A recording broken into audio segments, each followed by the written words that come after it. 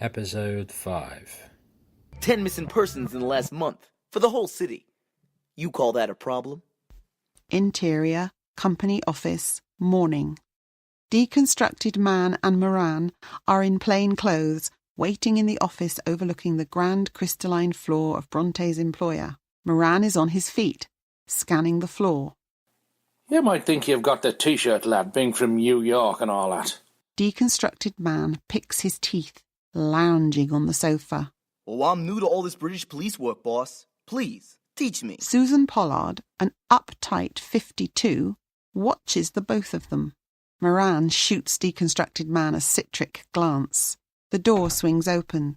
Simpkin shuffles in, apprehensive at who he has been asked to meet. My manager said you wanted to see me. Moran is all smiles. Mr. Simpkin, thank you for joining us. We promise not to take up too much of your time. We promise. Both Pollard and Moran glare at Deconstructed Man. What? Moran pats Simpkin on the shoulder. We gather the errant Miss Brontay is a friend of yours. I wouldn't go that far, but... Just tell us what happened the other night. OK. Simpkin shrugs. Birds sing. Exterior, Docklands, morning. A pristine 1972 Dodge sedan sits on the quay by the subterranean exit ramp. Interior, sedan, morning. Pollard is on the back seat, typing a report up into a 3D keyboard, generated by a small device on her lap. A 3D render of Simpkin's head revolves in a loop. Simpkin waggles his chin and pulls moronic faces. In the front, Deconstructed Man is bored and twitchy in the driver's seat. Moran sits shotgun, biting his lip in thought. Give me that a sec, Lammy. Pollard looks put out by the interruption. She hands the device to Moran, who swipes away Simpkin. It scans his iris. Case file, So Samantha. 16-5-15. A phalanx of data and photo-video files appears. He swipes most of them out of the way and settles upon Kutz in Simpkin's ear. He zooms into Kutz and creates a rotating, still 3D render. Who's the fox? Old enough to be a great-great-great-grandmother, that's who. Moran switches the display off and hands it back to Pollard. What? Right, you two, wait here. Just got one little thing left to do. Moran reaches into his bag and pulls out an urn. He exits the car, slamming the door behind him. So wish he wouldn't do that. Deconstructed Man lights up a cigarette. Do you mind? Why? What have you done? Pollard glares at him. I'll buy you a new pair of lungs if it's a problem. Let a man have a smoke in peace already. Exterior, quayside, morning. Moran squats by the water with the urn, 100 metres from the Dodge. He hugs the receptacle close to his chest, praying, muttering. Tears dribble down his cheeks and he begins to rock gently from side to side. Interior, sedan, morning. Deconstructed Man chuckles. Look at the state of him. Crazy old bastard ordered the hit. Now he's crying about it. You've much to learn about him. Pollard watches on, shaking her head and typing her report. He eyes her in the rear view. So it's your story, Pollard. She shoots him a glance but doesn't reply. Headed the Favelas division. Quite the success, I hear. Then the chief wanted you by his side. Do you see that as a promotion or a demotion? She shakes her head, pretending to ignore him. Oh, crazy Apsley's got you in a right titty twister, ain't he just? Nipple clamps and all. Ouch. Put a cork in it, else I'll send you back to New York. Oh, I forgot. There is no New York, is there? Deconstructed Man chuckles, refusing the bait. That's right. Kaboom. Exterior, quayside, morning. Moran continues to rock, almost in a trance. He loosens the lid to the urn. Nancy, ich finde, wir sollten ihm helfen. Bist du verrückt? Der könnte ein Mörder sein oder sowas. Es gibt keine Morde mehr in London. Er ist nur ein Penner. Es gibt doch keine Penner mehr in London. Maria, 26, athletic, blonde clubber, and Nancy, 25, similar, watch Moran, who seems oblivious to them. Interior, sedan, morning. Maria and Nancy feature on Pollard's display. They're just a couple of tourists. Do we allow that? We allow most things. It's whether or not people choose to do it. Most don't. Weird. Exterior, quayside, morning. The standoff is getting a bit Mexican. Nancy whispers into Maria's ear. Moran is still in his own little world. Maria steps forward. Sir, sind Sie okay? She approaches gingerly. Sir? Interior, sedan, morning. Pollard climbs into the front seat. Watch the upholstery there, Pollard. Don't Pollard me, just don't. Stay here, let me deal with this. And miss out on the fun? I'm pulling rank. And no smoking. She exits the car, slamming the door. Deconstructed Man cracks his gum. He sparks up again. Exterior, quayside, morning. We can see Pollard approaching in the distance, breaking from a stride into a jog. Maria has reached the rocking Moran. She extends an arm and touches his shoulder. Wag! Ash flies everywhere, caking Moran's mouth and eyes. He grabs Maria's arm in reflex. Nancy karate kicks him in the chest, sending him reeling.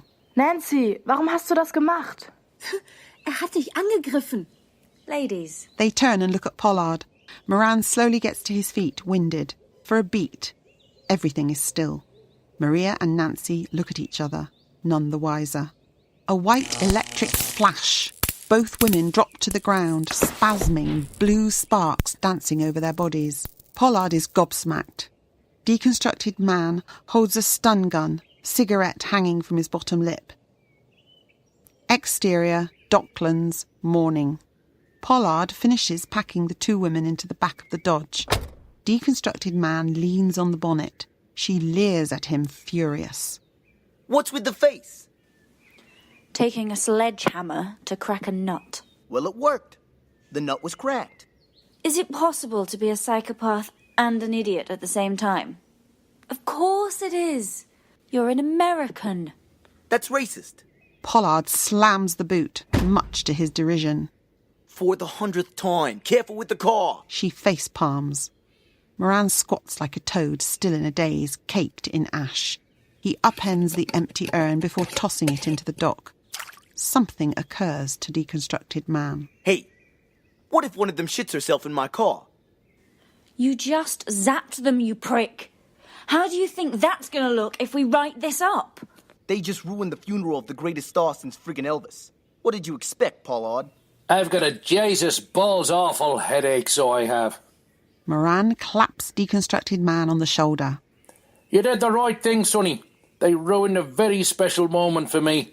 They need to pay. Moran opens the passenger side door and climbs in. Pollard is lost for words. Let's just take good care of this one, Susan. There's a good kid. She gapes like a fish. Deconstructed Man winks and jumps in the car. You can find your own way back from here, right, kid? The Dodge zooms off, kicking up dry dirt and leaving Pollard with her hands on her hips. Exterior, Heathrow Airport runway, night. The purple skyline of the city to the east shimmers. A chimera of old cities. Manhattan with the Twin Towers, Paris, the Seven Hills of Rome, London in its 21st century pomp, Moscow, Istanbul, fading brief back to the ruins of the present day like someone had slapped a giant three-dimensional screensaver on a nocturnal loop. Not much life here. Rusted planes, derelict terminal buildings and cracked tarmac, weeds everywhere. A gleaming piece of modern tech sticks up out of the ground. Crystalline compound cylinder housing a cigar-shaped carriage, a bigger version of what we saw taking Brontay to work earlier. On the clear container is a stiff warning. Transnational portal. Authorised access only. DNA traces for interlopers will be reported. Moran inspects the vessel and taps a panel as Deconstructed Man smokes by his car. A 3D display reveals the last occupant of the carriage. Person of interest, Dr. Katerina Kutz. Exterior, Heathrow Airport runway, sunrise. Kutz packs the bag containing Brontay into a carriage and straps herself in. Scanlon and FB wait by the BMW. She sneers and waves them off. The tube shoots away, accelerating beneath the ground. Scanlon looks at FB and shrugs. Exterior, Heathrow Airport runway, night. Moran sighs. The display reveals a map with destination blocked. HQ, see if you can unscramble where this vac went, will you? Yes, sir. Like she hasn't got that covered, which he has. Fucking fabulous old girl. I miss the clever people like you, Katia. Deconstructed Man smiles moronically back at him. Hey, can we grab a burger or something, boss? Moran drums his fingers on the map and massages his stubble. Interior, vac tube, night. Kutz works at speed as the vac zooms along. She is manipulating a 3D model of a helix. Interior, white room. Blurry figures stand over the POV. One leans down. Katia Kutz in medical coveralls. Her right eyeball enters a mechanical type zoom focus as she examines the subject. Black. A thumping heartbeat. Subatomic particles dance in patterns as inner space shifts and shimmies. Zoom out to DNA helixes, forming and reforming. An electronic beat fades up, hitting a crescendo before an explosion. Exterior, forest clearing, night. Behind a bank of trees, a large Stalinist-era hospital block burns in the cold night. Kutz watches on, draped in a blanket. Dr. Briscoe, 30, and impossibly chiselled, slips an arm around her as they watch. She rests a moment, then shrugs it off. He gets back to work. Militia officers mill around them. Briscoe barks instructions in Russian to a small troop of them, and the searchlights on a jeep are switched to full beam. Soldiers mount the back, and it streams off. Kutz smokes, seething. There was always going to be a risk, Katja. Kutz looks at him like he's a moron. Exterior, forest trail, sunrise. The jeep galumps down the track. No one spots the figure shuffling through the undergrowth as it passes. The naked Brontay. Visit podplay.org for more information about Carol Grabham and this project, 23rd Century.